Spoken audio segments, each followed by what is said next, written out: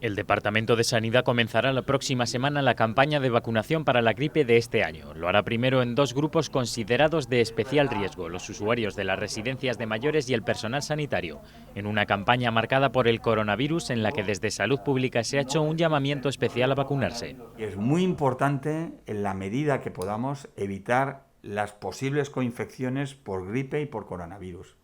Si siempre ha sido importante, en este momento es esencial.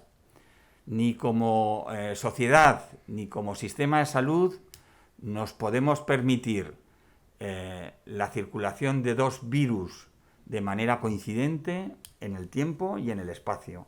Los colectivos a los que Sanidad recomienda vacunarse seguirán siendo los mayores de 65 años, los enfermos con algún tipo de patología que pueda agravar los síntomas y las embarazadas, que este año también tendrán que vacunarse si han sido madres en los últimos 6 meses. El objetivo, aumentar los porcentajes de vacunación en la ciudadanía para que la gripe tenga un menor impacto. Hay que disminuir la morbimortalidad por gripe y para eso hay que obtener coberturas que este año son especialmente ambiciosas. En poblaciones de 65 años y en trabajadores sanitarios nos planteamos llegar a coberturas del 75% y en personas con factores de riesgo y en embarazadas superar la cobertura del 60%.